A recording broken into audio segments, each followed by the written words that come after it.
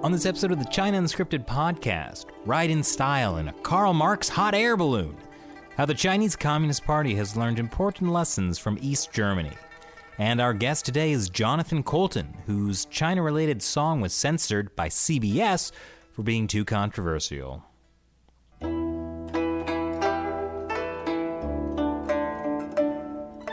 Welcome to the China Unscripted podcast. I'm Chris Chappell. I'm Shelley John. And I'm Matt Gnezda. And I can hear your cheers of joy that Shelley is back with us. Woohoo! Well, I don't know. I don't know if I can... People seem to really enjoy the last podcast without me. The podcast was very good without you, our interview with Josh Phillips about the history and origins of communism. But a lot of people were like, hey, have Josh back on and have Shelley there to be part of it. I can't wait.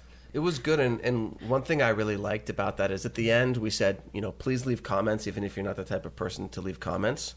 And people did leave comments for the first time ever, and it was fantastic to really have so much interaction with you guys. And so are you saying we should ask again people to leave comments, even if they don't leave comments, but then at a certain point people aren't going to listen anymore? It'll stop being special. That's true. I mean, it is nice to have comments, though, because it's always nice. It's always nice to know what you guys as listeners think about the topics that we cover. And it's true that you can't really leave comments on iTunes or really anything except the YouTube channel. Our YouTube channel. Except the YouTube channel. But most of our listeners are actually on our website, ChinaUnscripted.com.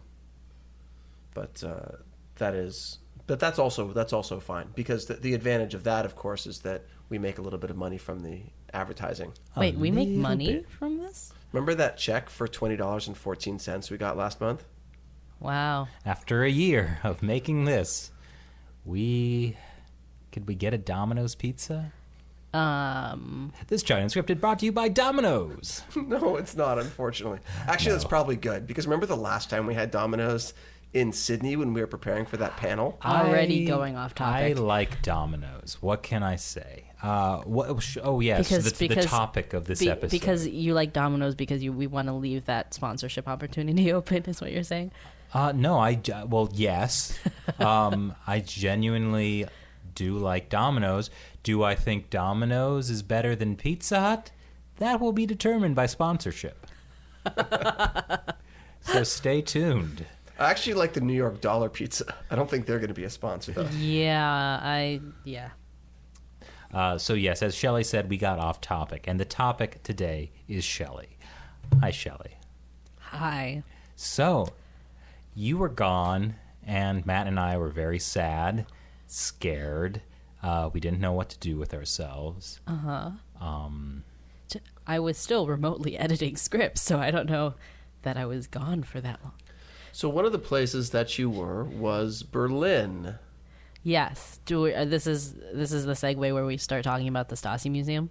Yes. Okay. So I went to the Stasi Museum. And Shelley, what are the Stasi for people who may not have heard of them? First of all, if you haven't heard of the Stasi, you haven't truly lived. And they are the East German secret police. That sounds like a good job. State security. I mean, it's had a lot of security, I guess, job security. They had about 90,000 employees, and that was something that came out after the Berlin Wall fell. How people many didn't employees know that they had? How widespread it was. Well, that's true. One of the things that they had in the Stasi Museum, the Stasi Museum is kind of on the outskirts of Berlin, and it is in a complex that actually used to be the Stasi headquarters. So you can go and get that authentic Soviet bloc kind of architecture. Ooh. That warm, like, the communist, warm like Eastern European feel. So it is actually in the building that was their headquarters.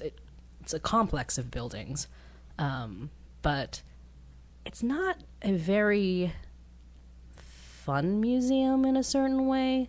Like, there was no gift shop. What? I think they're missing their bet. I know. It's the first museum I've actually gone to where there hasn't been some kind of merchandising. And that includes the mausoleum that holds Mao Zedong's disintegrating body in Tiananmen Square. Once you go through that, there's a gift shop where you can buy like Mao Zedong dishes and watches and all this stuff. I've never been to that mausoleum. So Mausoleum. yeah, I just came up with that. I just thought that too. But you didn't say it. I did. No, you said it, Chris. You get credit, Chris. Thank you. So the Stasi Museum didn't even have that. No, but I think it's because they're seriously researching and kind of revealing what the really invasive secret police are doing in the GDR, so the German Democratic Republic, which was East Germany. I like how a lot of authoritarian regimes, they use democratic in their name because that makes it like Democratic Republic of Congo, The Democratic People's Republic of Korea. Yeah. That's North Korea, just in case anyone was confused. Yeah, I mean, if you say democratic, it must be. Yeah, I mean, I'm trying to think back. I don't remember there being a gift shop in the Museum of Tolerance, for example. What's the Museum of Tolerance? It's a Holocaust museum. Yeah. The one in LA, right? Yeah. I haven't been there in a long time, but it's, yeah. It was a grade school field trip. Oh. There were certain parts of the museum they didn't let us go into. How old of a grade school field trip? Like 4th grade, so maybe like 8, 9, 10 years old. Okay. I mean, it's not like kindergarten field trip. Yeah. Ooh. I did also go to the Holocaust Memorial in Berlin, which is a square. It's in a square, and then you walk in, and it looks like a bunch of uneven cement blocks. And there may be, in the beginning, it looks like there may be like knee high or something like that, and you start walking in, and then suddenly you're in the middle of these like tall cement rectangular blocks. It's almost like it happened without you noticing it. It's like gradual descent? Yes, and like the blocks are getting taller as the ground is like kind of like sloping up and down, but it's not that obvious from standing at the edge that that's what's about to happen. So you walk in, and then like suddenly like you're surrounded by these kind of like ominous rectangular blocks. It's very effective. And anyway, but back to the Stasi Museum. I think it's because they are actually, they're researching and doing work on what the Stasi did, and they have the archives. It's not in that building, but there's a separate building in Berlin where you, as a former East German citizen, can go and look up your file. Like, ooh. You can see if you have a file that the Stasi kept on you. It's like if you go to the principal's office and get a look at the file they have on you, right? Yeah, but it's more of a double-edged sword, I think, with the Stasi file. Well, yes. I think the question is, do you want to know, maybe? Yeah. Well, because do you want to know which of your neighbors, who you may now be friends with, was actually spying on you for the Stasi? I think I took this guided tour of the Stasi Museum, and if you go to the Stasi Museum, I highly recommend it. At 3:00 on Thursdays through Mondays, I think, they have a English language free tour. And one of the things that our tour guide said was that this is like one of the big remaining traumas of people who lived through the GDR, is that you don't know who was watching you. And sometimes it could be your family members, it could be your best friends. There was an exhibit in the Stasi Museum that showed what they called IMs, which were their informants. So I said the Stasi had about 90,000 employees. They had 189,000 informants. Whoa. So these are not full-time informants. These are just people who would give information to the Stasi. So you don't know, like there are photos of this guy with his friends who were getting married, and he was informing on both of them. There was a woman who was in like a pretty well-known punk rock band, and she was a Stasi informant. Whoa. So all of this stuff. I think one of the and then it showed things like there was a famous case where Willy Brandt, who was a German chancellor in the 70s, it turned out that one of his staff members, Gunter Guillaume, was a member of the Stasi. He was a spy, not an informant, but that he was secretly spying on Brandt for years, and then it came out at the time and became what basically took Brandt's government down, which was in some ways ironic because he was actually one of the first leaders to want to reestablish relations with the GDR from the West Germany side, but it turned out that there was one of his advisors was a spy. Gee, that's crazy. I think what's interesting about this is there's not a lot of museums dedicated to exposing the things that happened under communism, and that makes this, I think, somewhat special.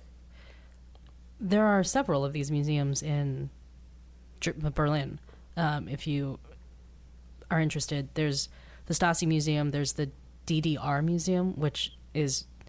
Because when I think DDR, I think Dance Revolution. It is not that fun. DDR is, in German, is GDR, right? So it's the German name for the GDR. Oh, so way less fun, but that's fun. Yeah. So but it's an interactive museum where you go and you can see, they have an exhibit that's a replica of what a standard apartment would have been in East Berlin at the time.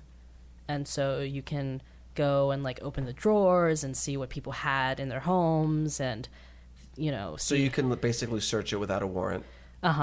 Just like the Stasi. Actually, there was... Okay, first I want to talk about the weird thing at the DDR Museum, which is in the apartment, the windows, they had a simulation of the outside, and there was a giant hot air balloon with Karl Marx's head. It was a hot air balloon in the shape of Karl Marx's head that would just... Wait. So it wasn't like a hot air balloon with a graphic of Marx's head. It was in the shape of Karl Marx's head. How'd they get the beard? It seems inefficient aerodynamically, but go on. It's a computer illustration. I know, but computers still have to follow rules, but go on. Okay. But this Karl Marx You've clearly balloon... never seen The Matrix, Matt. Just because you were in the Matrix doesn't mean... Guys. I'm sorry. Shelley, don't interrupt us. Matt and I are talking.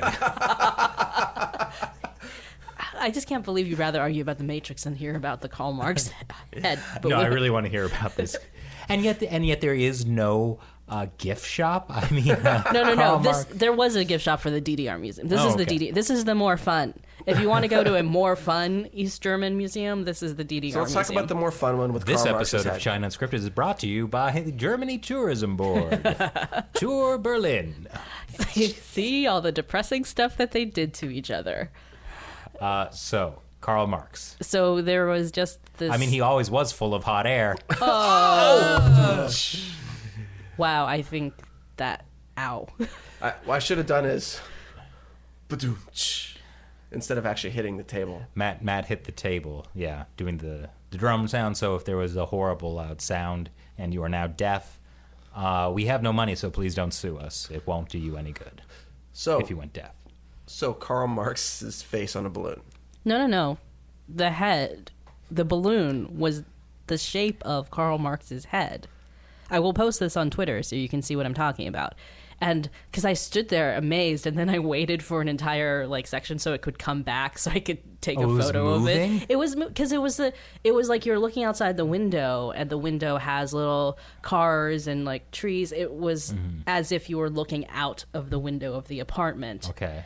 And for some reason, out the window of this apartment, you could see this Karl Marx head hot air balloon slowly coming towards Was you. that something they actually had passing then? overhead? No. So that was a lie. A museum I guess lie. it's a museum lie. But yeah, so the DDR Museum was the more fun museum.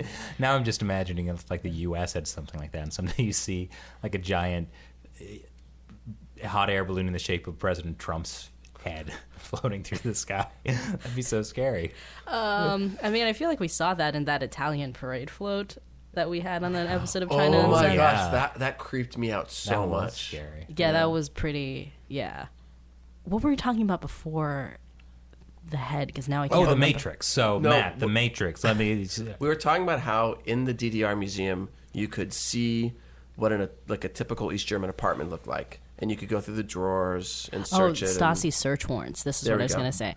So they actually had a section in the Stasi Museum that showed you how when they came to search your apartment, what they would do before they started was to take Polaroids of what everything looked like, so then they could secretly search your apartment and then put everything back exactly the way it was, so you would never know that they had been in there. So even back then, a Western company was helping. I don't know. It might have not been Polaroid. I mean, East Germany had their own version of Coca-Cola. Really? Yes. Is it still made? I don't think so. The People's Cola. I forget what it's called, but they definitely, because they also had their own blue jeans brand that was supposed to be, because people would kind of smuggle Levi's through, especially in the 80s when things were starting to loosen up a bit. People were like really wanted these like Western European and American things like Levi's. They listened to Bruce Springsteen, all this stuff, and so they came up with their own brand of jeans that was supposed to be cooler than Levi's. You know, Did it work? I get the a sense no, but you know, does the state-sponsored version of, I mean, I think they had a little bit better branding though than the Chinese Communist Party. One of the things I noticed in the Ddr Museum and the Stasi Museum is that it all seemed pretty familiar in that Leninist way, that Marxist-Leninist way. One of the exhibits in the museum had basically, they would show you what the law said, what the Constitution said, and then when you flipped it over, it showed you what the party actually did, which was exactly the opposite of what the law said. And I was like, well, that looks familiar. Or they had the young pioneers in the GDR, except they wore blue scarves instead of red. Interesting character development. Yes. But then after you got too old for the young pioneers, you would join what was called the German Free Youth, I think. Something like that. And that just sounds way more fun than joining the Communist Youth League, right? If you German Free Youth, yeah. Yeah, so that sounds more hip and with it. So And sounds so free. yeah, so free. Actually, one of the interesting things I learned, and I think this is one reason why the Chinese Communist Party is doing such a huge crackdown on religion and spiritual beliefs, was that the church in the GDR was one of the major kind of resistance movements against the party. It was the Lutheran Church. So the church was, a lot of people would go to church groups, like youth would go to church groups and kind of organize and like pass around things that were censored and things like that. So that's why, you know, in a successful communist state, you cannot have religion be you can't out have of control of the party. You can't have ideological competition, basically, Yeah. right? But yeah, I mean, the Stasi Museum was great. They showed you that, you know, people would know that there were about 15 or 20 Stasi offices that everybody knew was there. And then there was a map that showed you those 15 or 20 offices. And then in a different color were all the offices that nobody knew about until the GDR fell. And there was another 100 plus of those. Wow. And even in like tiny towns, they were all over the place, but these were the secret ones that you didn't know about. You know, it makes me wonder, like, when the Chinese Communist Party falls, what's going to come out? How many informants were there? How many public security bureaus were there? Well, I don't know if they'll, because one of the things about the Stasi is that they kept a lot of records. So that's one reason they know about a lot of this stuff now. I don't know how that works inside like the MSS, for example. Well, like in China, when there's censorship directives, a lot of times or there's certain instructions for the media, those are passed down orally, and people are instructed to not take notes on it. And that's yeah, I mean, the reason we know so much about, like, the Stasi or even what happened in the Soviet Union is because of the records that were left behind. So maybe the Chinese Communist Party has realized that we should cover our tracks. I mean, they've really learned a lot of lessons from the fall of the Soviet Union on like what not to do when oppressing people. And yet the most important lesson, that communism doesn't work, was not learned. Oh, I thought you were going to say that the lesson was don't oppress people. No, that's not the lesson they took away same from it. thing. Well, no, but it, you know, they learned that the communist collective economic model didn't work, and they fixed it to be a state-led, I guess, mercantilism or sort of state-led capitalism type model. So that's one thing they fixed. But they also learned, for example, they saw all the weaknesses with like, oh, you know, the church was a resistance movement. Okay, now we have to make sure that you know, we're appointing all the church leaders, that, you know, we're making sure that the Bible doesn't have certain subversive passages. We're making sure that, you know, the church itself has to be a essentially party organization. Make sure that foreign companies, they can come in, but they can't be completely independent. They've got to have, you know, our party members in it to monitor what they're doing. So they've learned all these things and they're applying them now. So we're seeing a very clever, a very advanced version of all this. I do have to say that another thing I think they learned very well was the influence of like a democratic Western culture, and how to, because I think that's what they're trying to do now with co-opting Hollywood, and to basically build up a nationalistic culture that people believe in more than they are tempted or influenced or, you know, corrupted or whatever you would say by this Western culture. And in the Stasi Museum, people, one of the things that if you had a, you know, poster of Bugs Bunny on your wall or something, that would count as you're being corrupted by Western influence. You know, if you owned Levi's, like these kinds of signals, right, that you are not ideologically pure and loyal to the GDR. And that was really interesting to see. Also, you know, Bruce Springsteen played close to the Berlin Wall in the 80s.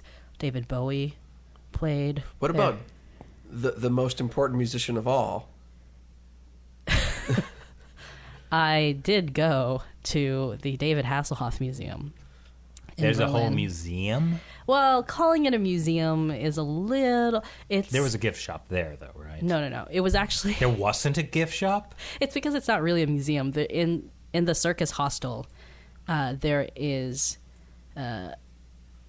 a corridor that's dedicated to David Hasselhoff. And it is a David Hasselhoff museum. But, you know, so it has like stuff from Baywatch, and it has his Knight Rider, and then it has a bunch of stuff from... that references what Matt is talking about, which is the fact that David Hasselhoff played a concert on the Berlin Wall in December of 1989, a month and a half after the Berlin Wall fell. And he, you know, wore this like light up leather jacket and a piano scarf. And he had this song called Looking for Freedom, which is a translation of a German song, I think, that became a big hit in Germany in the 80s and 90s. Before or after the Berlin Wall fell? It was after the Berlin Wall fell. It was December 31st, 1989. Well, that's disappointing because I always thought that he pulled down the wall through the strength of his voice and rugged That is good looks. actually what it says in the David Hasselhoff Museum. I will post a photo on Twitter. So you can follow Shelley Jung on Twitter at SHELZHANG. And I've posted some stuff from the Stasi Museum, but I'll post more. Like they have, you know, exhibits like, here are the recording devices hidden in tree trunks. And here is a, you know, the paper shredder they used to try to shred all of the information. And the head of the Stasi was a weird guy. He... you don't say. Really, right? In the Stasi Museum, they have his office there like it used to be. And so he's got this big desk. It doesn't look fancy, by the way. It's not luxurious. But he has a big desk, and then in front of his desk are two chairs facing this little desk in the middle, so the chairs are facing sideways. So if you were to report to him, you would have to sit sideways in this chair and turn your body to face him. So it was kind of a power thing where he wanted you to, be uncomfortable in his presence. And as if you weren't uncomfortable enough already reporting to the head of the Stasi. They had in the Stasi Museum the briefcase where he kept incriminating evidence about his own boss, the head of the GDR at the time. So that's how he became head of the Stasi. Well, I mean, if you don't have anything to blackmail your boss with, can you really have job security? That's a good point. One of the things that they talked about was the fact that he was never really. He died in prison, but he was never prosecuted for what he did as head of the Stasi. So on what charges was he in prison?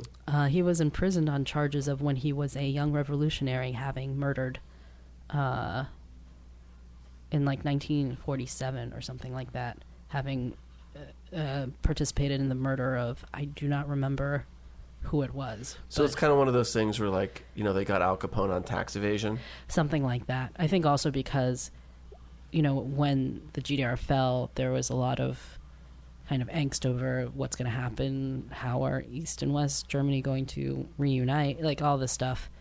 And I think the Stasi Museum, they said that only a handful of people were ever charged for what they did with the actual Stasi.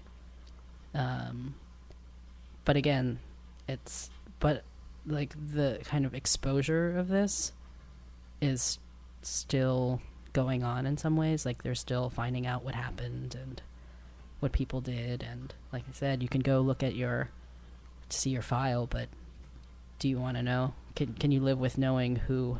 I think that's another thing. Like the paranoia of living in that kind of police state is something, because I grew up in China, but I left when I was quite young. So I didn't really experience that.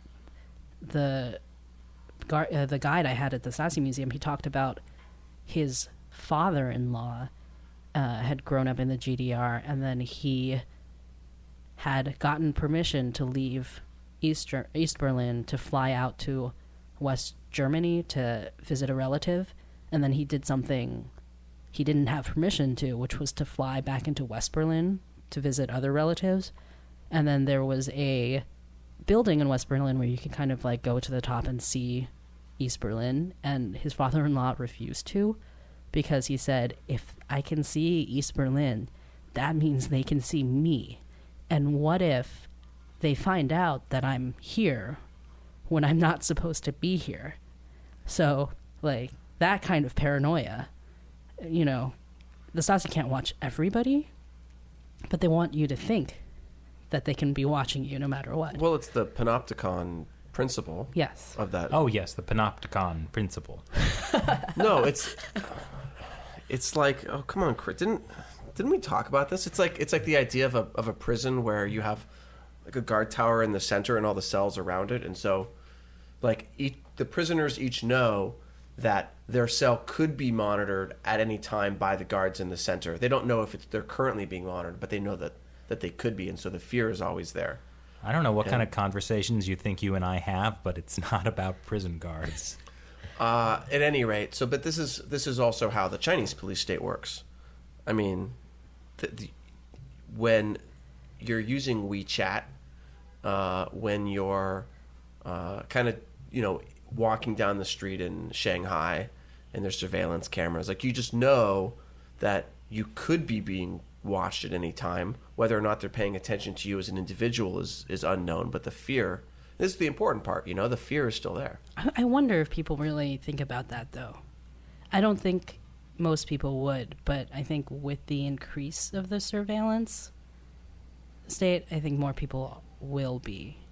I think, like, for example, on WeChat, now that people are seeing things on WeChat being censored, in private groups, or people have been arrested for what they said in private groups, people are understanding that you're not really able to speak freely there, but I think that wasn't always the case. See, that's funny, because I actually am constantly thinking about, am I being watched? Am I putting something on the public record that could be, problematic?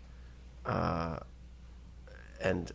like I'm in a free country, but I'm just all my China watching for the last 15 years. I mean, I think you've become sensitized, right? Has just made me very sensitive to it. And I'm not a paranoid person, but I am sensitive, and I do notice, for example, when there's security cameras, or when, or like, for example, when we text each other on SMS, and like we make some jokes, whatever. Sometimes we have to put like a disclaimer, Oh, well, I'm joking when I said if the FBI is watching this, we don't mean it, I know, because it would be the NSA, right? Not the FBI. That's the joke. Yes. Well, it's funny because, like, I also ask myself often, am I being watched? But it's a very different thing for me. I hope I'm being watched. Yes, am I being watched enough? No, I need to be watched more. Yeah. What are those view counts? Well, I mean, I do have to say, though, like, I've become now fascinated with the GDR and the Stasi, and I have an idea for a spin-off show. East Germany history. History. Like, I mean, it's. I don't know that people would really be that interested, since it's historical. It's historical, but we would eventually run out of things to talk about. Yeah, but I think it is. If you do go to Berlin, and I would say the Stasi Museum is definitely, if you're interested in this stuff, and I imagine if you're listening to this podcast, you probably are, that the Stasi Museum is definitely somewhere you should go. And I would also say the Ddr Museum, the Checkpoint Charlie Museum, kind of, but it's kind of like a museum that was put together by a crazy person. I mean, not... It's basically like an eccentric old guy started collecting things from, like, related to the Berlin Wall, and so you walk into this museum and there are just like these huge placards everywhere, translated badly in several different languages, like all over the walls. And then there's some cool stuff, like you can see some of the things people used to escape East Germany. Like they had these like rigged balloon things that people would make themselves, in and the like, shape of Karl Marx. No. Or they'd have the car that smuggled people out of East. Shaped like Karl Marx. Yes, the Karl was the Karl. See what you've done to me. Take a ride in my Karl. That sounds so creepy somehow. They did actually have an East German car that was the car that everybody got. It was a Trabant that, again, socialist manufacturer, like obviously better than any West German cars, Yes, the Germans aren't known for their car design. No. Well, I guess the East Germans weren't. But so the Checkpoint Charlie Museum, it kind of, when you get up to the further floors, suddenly there's, something on North Korea and Syria and Guernica, the Pablo Picasso. It gets weird, is what I'm saying. Okay. So it's interesting to look at the stuff, but I wouldn't go there to learn about what happened in East Germany. And then you should also definitely go to see the Berlin Wall at Bernauer Strasse, which is not the East Side Gallery, that's a section of the Berlin Wall where like everybody had done all the paintings and stuff and graffiti on it. But there's a section of the Berlin Wall at this place called Bernauer Strasse, and that actually shows you where people were trying to escape the wall. Like when the wall suddenly went up, there were still houses along the street. So people were literally jumping out the windows of these houses so they could get from East Berlin into West Berlin. And the West Berlin Fire Department would be like stationed under these windows 24/7 in the first few weeks to try to catch people. Whoa. And they would have little plaques along where you could see where, they would mark where people managed to escape on one side of the wall, and then the people who attempted to and didn't make it on the other side. And you can see also that where the tunnels were that people built, like they dug in from West Berlin to try to reach people, because people had family and friends and who were on the other side through an accident of geography. I mean, it is crazy. They just basically split the city in half. They split a country and then they split the city, right? Yeah, and actually, the weirdest part, and I didn't learn this until, maybe 10 years ago, that actually Berlin, the entire city of Berlin is within East Germany. Yes. But then they split the city, so you have this half of Berlin is West Berlin. That's sitting completely surrounded by East Germany. Yeah, that's why the Berlin Wall bifurcated West Berlin, East Berlin, and then also there was a section of the wall that completely surrounded the rest of West Berlin. So, and you could see, when they eventually built up the wall, there was that dead zone in the middle where they had, like, the guard towers and the tank, things up and different I don't know if they used mines or whatever, but basically this no man's land that you'd have to cross. But in the beginning, when they first built the wall, they hadn't demolished these houses and stuff yet, so people were trying to find ways to tunnel. They were trying to find ways to get across, and it's pretty amazing to see. And you can also see there's a Stasi tunnel. It's not there anymore, but you can see where it was and how the Stasi dug this tunnel to try to cut across as many possible tunnels as they could to try to find all these hidden tunnels that people had built. It's pretty. I mean, I found it very moving, and there's a U-Bahn station right by there that was a ghost station during in the GDR, which was because they had built the train system before the country was split and the city was split. There were certain stations where the train from West Berlin would pass through these stations that are technically in East Berlin. So on your way to work, you might pass through East Berlin and back out to West Berlin. And the East Berlin stations, they would station guards there so nobody could get on or off the trains. And so there are these, in this station, you can see the photos of the guards there, and then they were also afraid of the guards escaping, so they eventually built this little box for the guard to be in when he was on duty, so that so the guard couldn't escape. Jeez. Because they also you have to have multiple guards so the guards could all watch each other, because there were incidents that happened where somebody escaped, a guard went after the guy, the guard didn't come back, a second guard went after the guard, the second guard didn't come back, so they had some of those things happen. So then they decided to kind of put the guard in a box and lock him in. Why would anyone want to leave this glorious German Democratic Republic? Yeah, I mean, I guess it's you don't know why. It's a mystery. Yeah, just they're corrupted by Western values like Bugs Bunny. That's clearly why. Bugs Bunny and Levi's jeans. So what I'm getting from you, Shelley, is that real communism hasn't ever been tried. Well, I think it definitely made me think about how innovative the Chinese Communist Party has become in certain ways.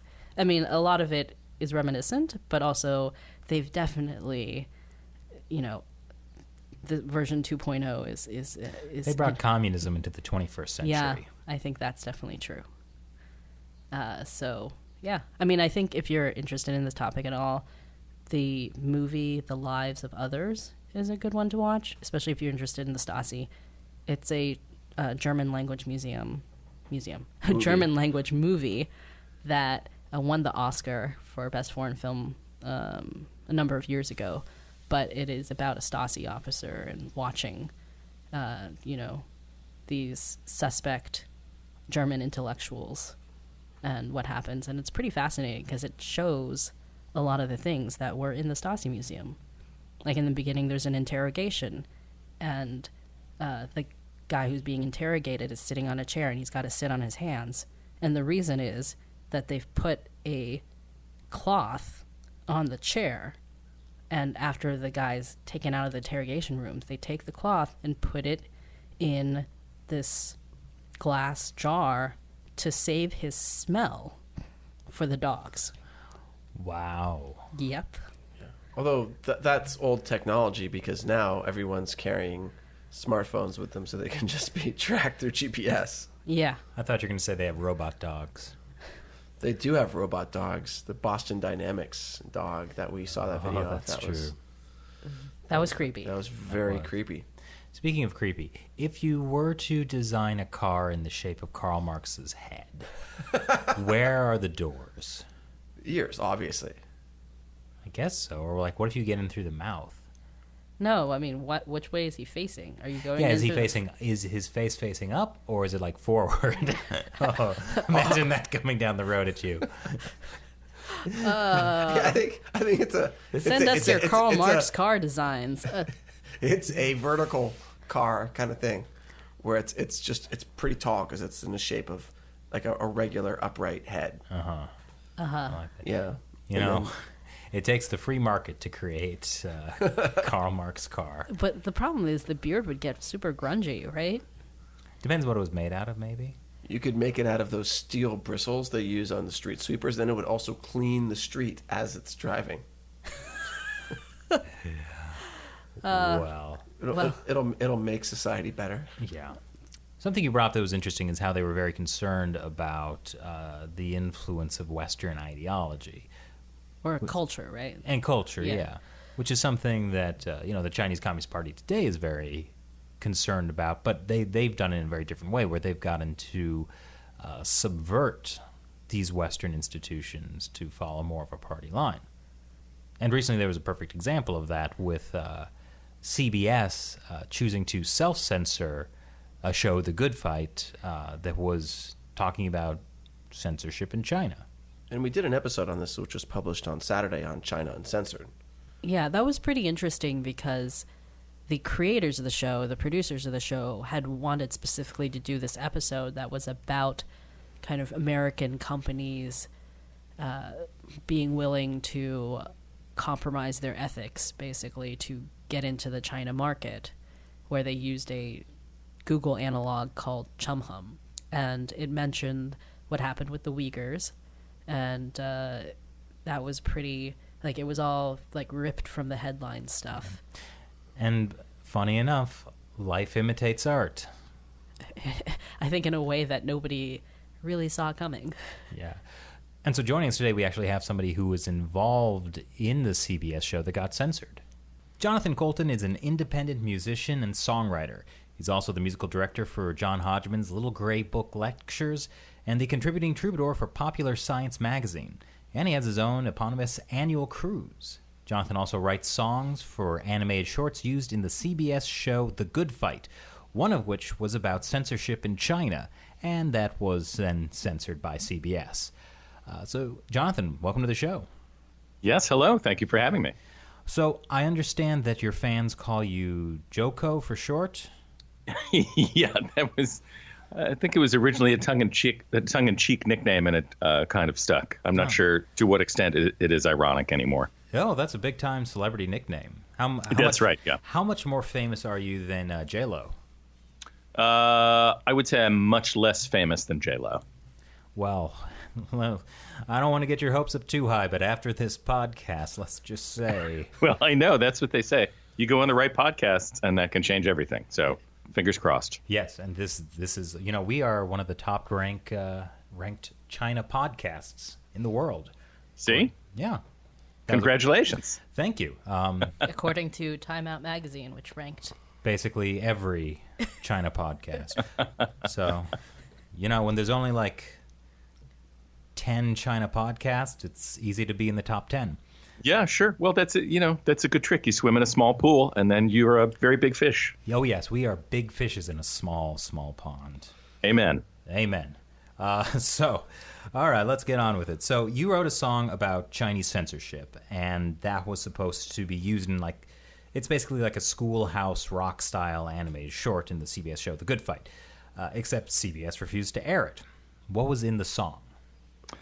Well, The idea for the song came from the writers and the showrunners, Robert and Michelle King, who are a married couple who created the show and run it and do some writing and directing and producing. And they wanted to have a short animated short that talked about how one of their prior shows, which is called The Good Wife, is actually banned in China. You can't see it anywhere in China. And they believe it's because there was an episode of that series where a character was a Chinese dissident who had gotten arrested and imprisoned for years and tortured in prison and all this stuff. And they believe that's one reason why the Chinese government banned their series.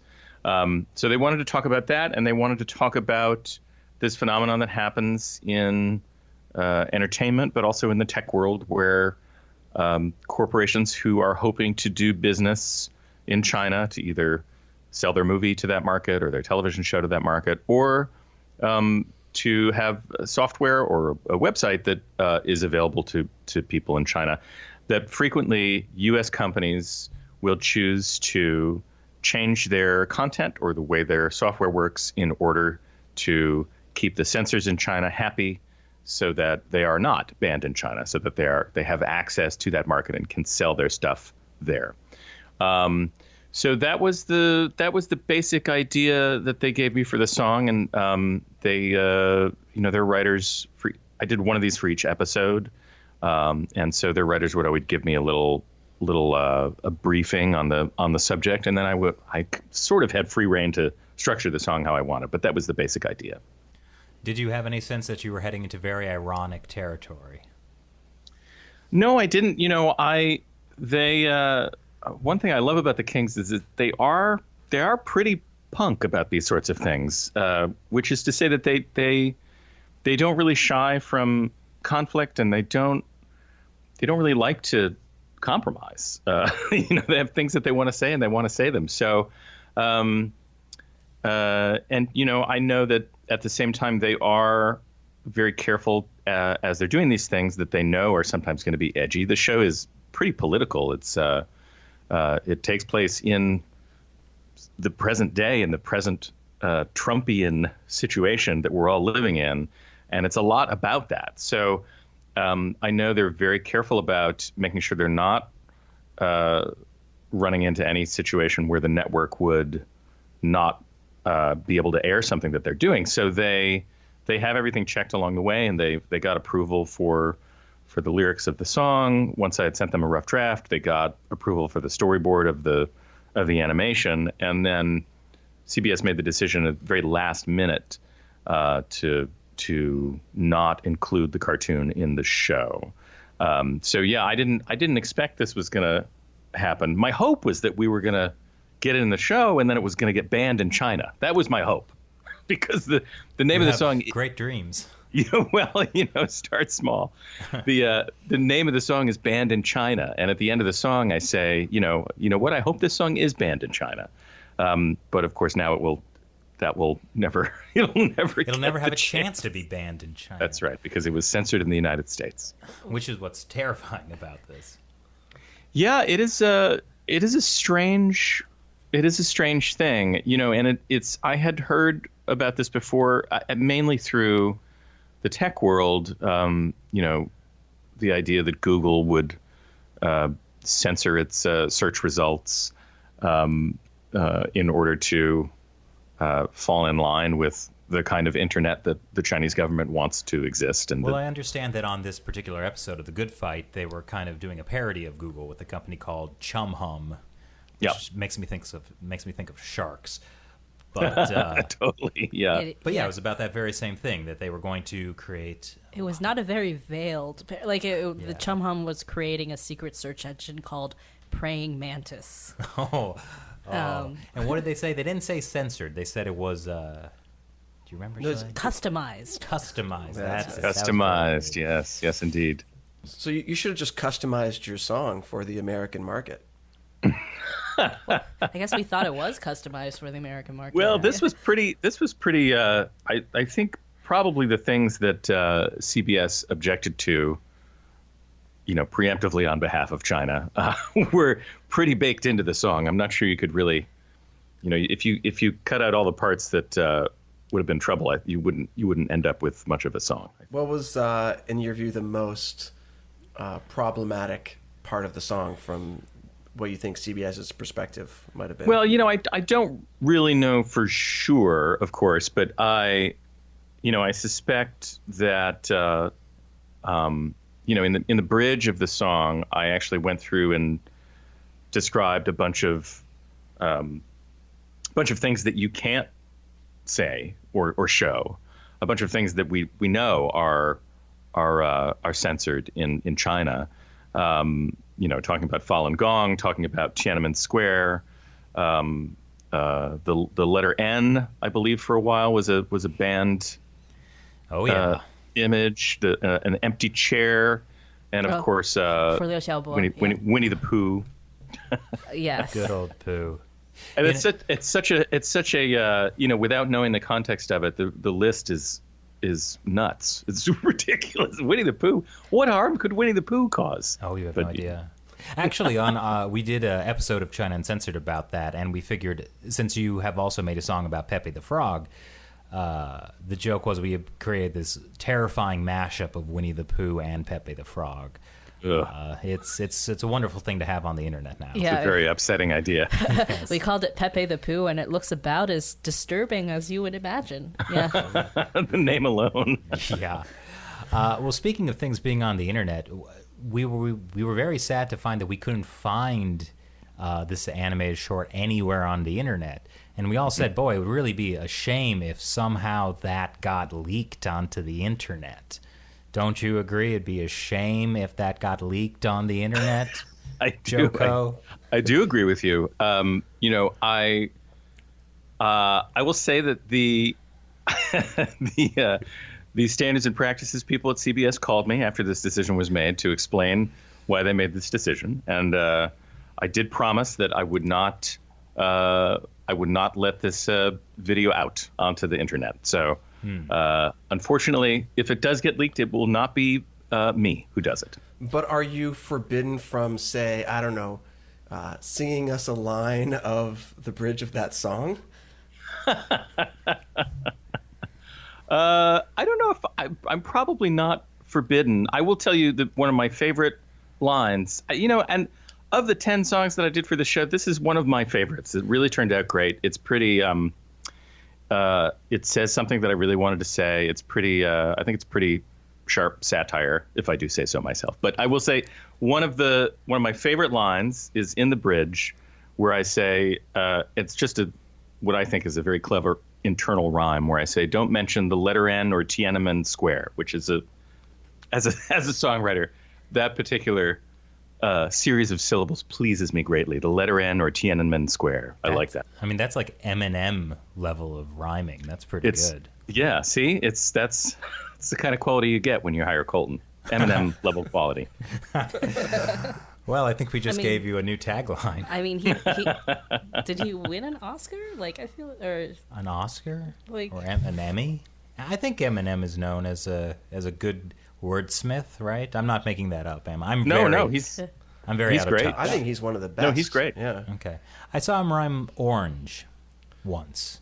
What did he rhyme it with? Door hinge. Yeah, he did. He was on CBS, and it was a 60 It was minutes. a 60 minutes thing. Was it censored? No, it wasn't censored. just because it's on CBS. You can talk about pretty much anything except China stuff and not be censored. No, he rhymed something about, the host asked him, "Can you rhyme with orange?" And he's like, "Yeah, I can rhyme with orange. You just got to change the rhyme." And he meant slant rhyme, but he's just like it was like a 4-inch door. 4-inch door hinge was the rhyme. Yeah, I mean, it was very clever. He's just right on the spot like that. Yeah, that works. But I imagine that your entire song about China and censorship was like that. Letter N Tiananmen. I'm really impressed with that. That The is more I good. think about that. Thank you very much. Yeah. Are you ever allowed to release the song? Yeah, there is a clause in my contract that allows me to release all of these songs as an album at some future date. I would have to have a lawyer review exactly what the terms are of that. That might be wise. Yeah, but I believe when the series is over, I'm allowed to release these songs as an album. Okay. Well, so I got to know, when you got the word that CBS was going to censor this, did that perhaps pluck on your troll heartstrings at all? Yeah, it did. I mean, I think honestly, the first emotion I felt was a kind of excited elation because I've never been censored by CBS before. I can't say I've had that experience. And it feels like an achievement. It feels like something that was on my bucket list that I didn't know was on my bucket list. So that was the first thing, was like, wow, we really did something there. You hit the right buttons. Yeah, it was kind of an exciting feeling. But then, under that was disappointment because I really was proud of this. And the company that does the animation is this Canadian company called Headgear, and they are terrific. It's been a really good match between my songs and their animations. They amplify my jokes and they find their own jokes to sneak in there, and it's they're very clever and funny. I really love how they turn out. And this one was just such a, I don't know. I feel like it had an important message that it said very clearly and in a funny, interesting way. It was a catchy tune, all that stuff. The animation was great. So I was sad that it was not going to be in the show because I was proud of it. And then of course, the ultimate thing is that it is so incredibly ironic that a song about U.S. companies changing their content so as to not be censored in China would get censored in the United States. And in fairness, when CBS called me, they said, we are aware of the irony. So I'm Oh, good. I'm glad But it of didn't that. stop them. It didn't stop No, them. I mean, sometimes you have to do a thing that's ironic. I guess so. Yeah, I mean, did they express the specific reason for their concern? Like, was it afraid of advertisers pulling out or afraid of losing their networks, their streaming deal in China, or anything specific? The way they put it to me was that they had CBS has executives on the ground in China, and they were worried that those people would fear for their safety. That's how they put it to me. And they were afraid. They were also worried about some sort of, I guess they were worried about those people's phones getting hacked, or maybe CBS getting hacked. They weren't all that specific, but they did frame it as a sort of safety issue primarily. They didn't mention the big streaming deal they recently signed in China? Not to me, no. I mean, there's an easy way to protect your staff from getting, harassed in China, which is to not have staff in China. Sure. It is an option. Oh, but there's so much money to make in China. I understand that. No, it's So JoCo, I'm curious. Did you know about China and like the sort of censorship issues and human rights issues that were going on there before this song? Yeah, I was aware of it. I hadn't read too much about it, but occasionally something would get pinged on my radar. And it was mostly in the tech world, mostly thinking about search, and I guess also thinking about Twitter. Those are the places where I think human rights intersects with tech anyway, and the way these tools can really be supportive of a more democratic way of thinking, and how that collides with an authoritarian state who wants to control the truth, and control what people say and who they say it to. I think about that a lot. Because I was originally a software developer before I became a professional musician. So, I think about tech a lot, and those subjects have always been interesting to me because I think, I don't know, it is a real collision of ideas that I'm not sure how it's going to be resolved. I'd been aware of it in the entertainment business, but I'd never seen an example up close. And of course, since this happened, and I've been reading articles about it, I've learned about more things that have been happening all along. Hollywood has already been changing things in the United States to please the Chinese government. Yeah, and we've certainly covered on our show recently. It's come out that like Microsoft and Google, they've been doing research with Chinese military universities, and some of the fruits of that research is going to, for instance, surveilling the Uyghur Muslims in Xinjiang. Right. So it's definitely sad to see how sort of the whole Silicon Valley, the whole tech world, like it was supposed to be such a good thing. Like the internet was supposed to be this thing that would connect us and kind of make the world, as you said, like a more democratic place. And in reality, gosh, it there's does a lot connect of money. people, but it also connects people to the Chinese government. And then the Chinese police, which is a problem. Yeah. Yeah. And I think, it's very easy for me to say, like, yeah, I hope this song does get banned in China, but I do recognize that it is a complicated issue. And, you think about the idea that, and I honestly can't remember if it was a spokesman at Google who said this in the past, or a fake spokesman for the fake company Chumhum who said this on the show. That's part of the problem with media today. But I think that I can kind of understand this idea that in some ways you would almost rather have, I'm going to pose it as a question. Would you rather have a little bit of Google in China, even if it's a compromised Google, or would you rather have no Google in China? What is the best thing for human rights in the long term? And I don't know the answer. And this is not to defend any particular specific choice that any particular corporation has made, but just that I do recognize that it's not always easy, especially for a large corporation, to say, oh, this is the best thing for humanity, and so we will do that regardless of all these other concerns. Yeah, I mean, I think that's true, but I also think it's a dodge in a lot of ways. And this happened both, I think, with Google and a lot of these Yahoo, a lot of these internet companies, and with Chumhum and The Good Fight, where they were like, well, we're just following the relevant law. Like, we're following the law.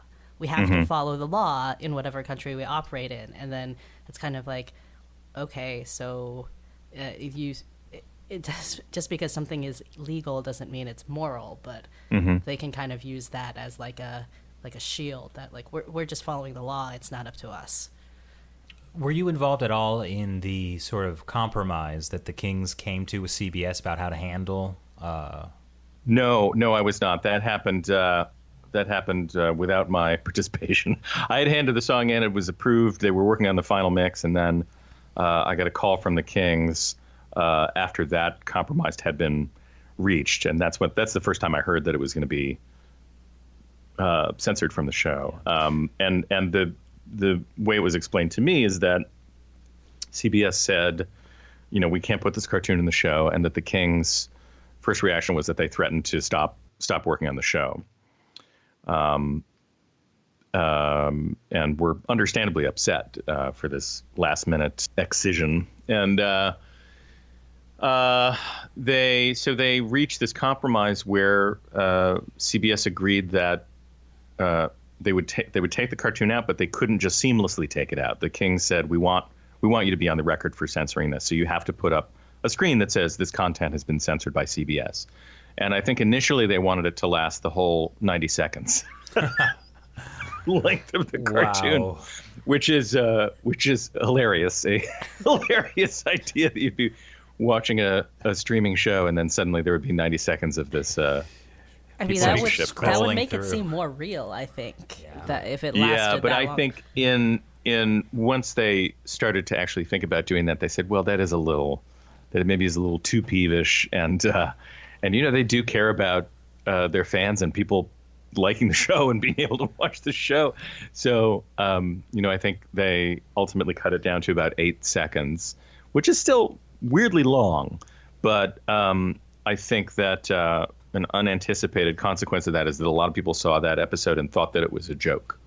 I heard that, yeah. Yeah, I mean, some people, because when we did a China Uncensored episode about this, some people in the comments were like, I saw that and I thought they were kidding. Like, they thought it was like an ironic commentary on censorship. Yeah, it is definitely an ironic commentary on censorship, but it is not a joke. Well, but I think it's great that the Kings push this level of compromise, even though they couldn't show it, just because it did start the conversation. And now, at least, we're talking about what did get censored, and there's some more awareness about all those things. Yeah, I agree. And I think one of the, as you say, it's important to have the conversation about these things. And I think it's even more important to know that it's happening. And I think, the fact that U.S. entertainment companies can change things in their script and in their edits, and that we would never know what is motivating them to do that, I think is a problem. I think it's important when this happens for people to be aware of it, because otherwise nobody's really held accountable for the decisions that they're making, and that nobody's really held accountable for whether or not they are making moral decisions. And as I say, I don't always know the answer, but I think it's most important to have this conversation. And I will also say that in this episode, the Kings also had a character who's a Uyghur who testified on the stand about the re-education camps and so that stayed in the show, and I think that's a good thing. I mean, it may end up that the show is banned in China anyway for that, but it's another important conversation to keep having, especially in light of censorship issues, because if you are playing ball, these are the people that you're playing ball with, and these are the things that they're doing. It is interesting. That's how I first heard about this episode of The Good Fight, was people talking on Twitter about the fact that a network show talked about the Uyghurs. Mm-hmm. When a fictional drama brings up this, Uyghur human rights abuse, it actually makes it more real in a way. Yeah, or that, like they said, like basically this probably did more to educate people in the U.S. about what was happening to the Uyghurs in China than like 100 news articles. Yeah, and I think it's for one thing because people don't read. They certainly, a lot of people don't read about things that are happening in other countries. So then, yeah, you put it in a fiction show that people watch, and it gets people's attention. But then also it kind of bounces around. It becomes, the fact that appeared in the show becomes a code hook that journalists can hang their articles on, and then write an article and say, well, you saw this on The Good Fight. Here's the thing that they're talking about. So it creates that churn that I think is important for hearing about that stuff. Well, that's certainly what we did with this. Yeah, exactly. So moving forward, has this changed anything for you? No, not really. I mean, I think. Come on, this is your moment for deep insight, for something profound. Well, I mean, the thing that had changed in my thinking is that my gosh, this happens all the time. This is happening all the time everywhere, and we don't even know that it's happening. Mm-hmm. And I guess that is an aspect of this that I didn't really understand, or I hadn't really internalized until it happened right in front of me to something that I made. So I become a little more aware of it, and I've become, I think, a little more understanding of how insidious a problem it is when it is not talked about and nobody's held accountable for it. So that's I think one change in my thinking. And I don't know. I think that there is the show has been picked up for a season 4, and I believe the Kings are interested in doing more of these songs and videos. And like Google, I think I feel like it's better for us to keep knocking on this particular door, and than to, I would never tell CBS that I'm not going to work with them or something like that, because they they made this decision, because I do think that it's still, we're still sneaking some important messages through, and I think that's good. Well, in some ways, I'm sorry to hear about season 4 because I want your album to come out. I know. Well, the problem is, I don't get too excited. It's not. I mean, all this hype about this song. It's just another 90-second song. You rhymed the letter N with Tiananmen. Yeah, no, it's good. It's good. It's not gonna, this is what's gonna happen. Is a couple of years from now, I'm gonna release this album. People are gonna be like, oh boy. Here's the China song, and they're gonna listen to it and be like, oh, that wasn't very good. Don't worry. In a couple years, people will have forgotten about it. See? Fingers crossed. Have you thought about writing a song called Banned by CBS, which is just the Banned in China song, but just with a new title? I have not thought about that. Listen, I'm almost 50. I got too many other important things to say. I feel like this issue has pretty much spoken for itself. Well, if you do decide to write that Banned by CBS song, please share the royalties with us. Absolutely. The idea came from here. Absolutely. All right, well, thank you so much for joining us today. JoCo, I'm calling you that because I'm now a fan and eagerly looking forward to the China song on your album in 2025. Exactly. After thanks so much. A long run for a good fight. That's right. And thanks so much for having me on, guys. I appreciate it. Absolutely. Take care. All right. So I'm just curious. This is not in the podcast, but I'm just wondering Don't believe her. CBS. I'm just wondering if CBS has been okay with you talking about this, because I saw an article from CBC, for the Canadian broadcaster, where they interviewed Steve Angel from Headgear, and the reporter mentioned that there was a CBS publicist on the phone when he was talking to him. No, they are not. They were not particularly happy about this, and the reason it came up is because Emily Nussbaum, who wrote about it first, she's a TV critic for The New Yorker. She is a friend of mine. I've known her for many years. Our kids go to the same elementary school. And she's a huge fan of the show and of the Kings and all of her other shows. And so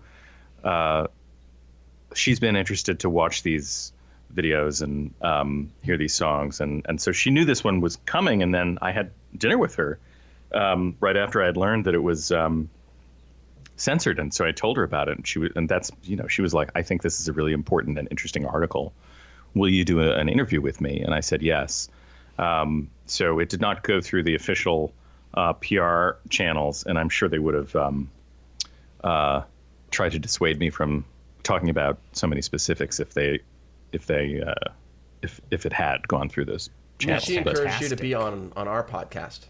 What's that? You mean she encouraged you to be on our podcast? No. She encouraged her. You mean the New Yorker? Yes, she writes for the New Yorker. Right. No, that's why I was confused for a second. I was like, she couldn't have possibly mentioned We are not the center of the universe. Matthew, come on.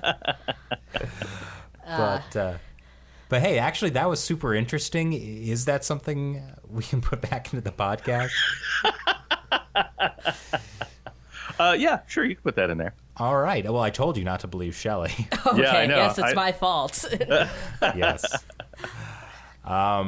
Cool. Well, I'm glad we got that little last extra bit. And really, now, finally, thank you for joining us. It's been great having you on the podcast. Well, I appreciate it, guys. Thanks. Good luck. Yeah. Thank you. All right, bye. All right, and now this isn't going to be on the podcast, but let me let me ask you about something controversial. All right. Thanks, guys. Talk to you later. Thanks. Take Bye. care. Bye-bye. Thanks for listening to China Unscripted. Once again, I'm Chris Chappell. I'm Shelley Zhang. And I'm Matt Gnezda. And leave us a review on iTunes. Goodbye.